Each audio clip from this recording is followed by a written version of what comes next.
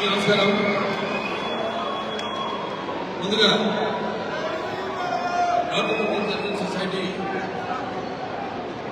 ఈ యొక్క 8వ ఉత్సవానికి కన్వీనర్ అయిన శ్రీనివాస్ గారికి, అలాగే చైర్మన్ అయిన రామరావు గారికి, అలాగే అధ్యక్షులు శ్రీహరి గారికి, మిగతా కార్యవర్గ సభ్యులందరికీ ఇవాళ ఈ యొక్క ఉత్సవంలో ముఖ్యంగా ప్రారంభం నుంచి ఒక శుభ ప్రారంభమైంది. ఈ యొక్క 8వ ఉత్సవం ఆ రోజు మొదటి రోజు దీప ప్రజ్వలనం జరిగింది. ఆ రోజు మరి స్వాతి నక్షత్రం అంటే నరసింహస్వామి ఆయన పుట్టిన నక్షత్రం.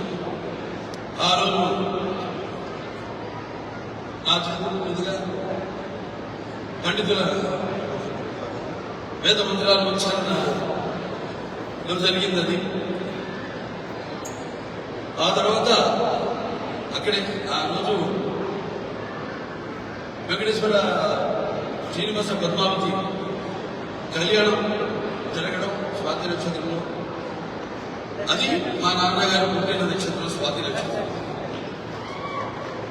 ఏదైనా అదంతా ఒక కాకతాళీయంగా యాదృచ్ఛంగా జరిగింది. చాలా ఆనాడు ఆ ప్రారంభోత్సవంలోనే భగవంతుడు అనుకోకుండా ఆయన ఆశీస్సులు ఆ రకంగా ఈ యొక్క కార్యక్రమానికి అందజేశారని భావిస్తూ మరి సుందరసాగర్ ఈనాడు ఇదే వేదిక మీద ఈ ఎన్టీఆర్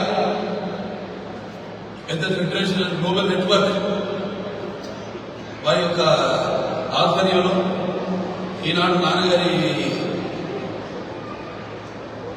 పుస్తకాలు 2 నా చేతుల మీదుగా ఆవిష్కరింపబడి నాక్స్ వారి సౌజన్యంతో అదొక 2వ అదృష్టంగా భావిస్తూ మరి నాడు సుందరసాగర తీరాలు దాటి ఖండాంతరాలలో తెలుగు భాష సంస్కృతి దీపాలు వెలిగించి మాతృభూమికి కీర్తి ప్రతిష్టను ఆర్జించి పెడుతున్న నా తెలుగింటి ఆడపడుచులకు అన్నదమ్ములకు మీ అందరికీ నా హృదయపూర్వకంగా నమస్సుమాంజలు తెలియజేసుకుంటూ మరి మీ యొక్క కర్తవ్య దీక్ష కార్యదక్షతతో ఈనాడు మీరే కాదు, ఇక్కడ అమెరికా దేశపు వాసులే కాదు, అక్కడ మన వాళ్ళందరూ కూడా గర్వపడుతున్నారని తెలియజేసుకోవడానికి ఎంతో సంతోషిస్తున్నాను. మరి మన తెలుగు జాతిని మరొకటి మనుషులు మీద నాకు తెలుసు. ఏనాడికి తెలుగు చేతులు శాతవాహనుల నాడే ఎలా తలదన్నీ జరిగింది తెలుగు చదువు. కాకతీయుల కనగంలో దిగంతల ప్రతిధ్వనిస్తూనే ఉన్నాయి. వీళ్ళ నేర్చడం అనుకుంటే వినబోయి తెలుగు బిడ్డ. అలాగే విజయనగర రాజవీధులలో రత్నాలు రాసులుగా పోచి వ్యాపారం సాగించారు బీహార్లో నాడు.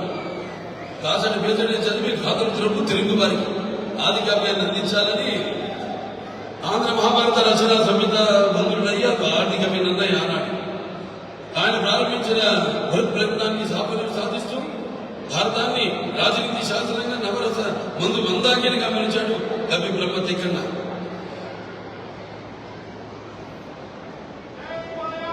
కారుక కంటిన్యూ చదువుకు భయపడ ఏడయించదో దైత్య కారుక కంటిన్యూ చదువుకు భయపడ ఏడయించదో గట్టి దైత్య బద్ధుని కాదని కూడా కాసులకు ఎగిరిది పడి నిన్ను చేసుకొని కమ్ముకోనని భాష చేసి కావ్య సరస్సును ఉదార్చి భగవతాత్మకంగా మహాభారతాన్ని రచించాడు పోతన. తెలుగుదేల ఎన్న ఏళ్ళు తెలుగు వల్లకుండా తెలుగు ఒక్కడారి ఎల్ల నిపుణులు పెరిగిపోయి భాషాడి దేశ భాషలతో తెలుగు లెస్స అని సాక్షాత్తు శ్రీకృష్ణదేవరాయలకి సెలవిచ్చాడు. శ్రీకాకుళంలో మహావిష్ణువు ఆనాడు ఆ నవరస ఆ స్వామికి సాధారణంగా అవతరించింది. ఆంధ్ర మహాకావ్య భావంతో మారలేదా? ఆడబిడ్డలు రోజు రాసుకొని తీసి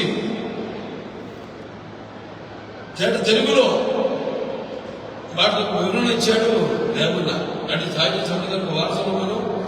ఆ మాత్రం సాహిత్య సంపదలో ఎలా మాట్లాడు చాగైన సుమరుగా సంగీత గీతిగా కమలం క్షేత్రయ సుమధుర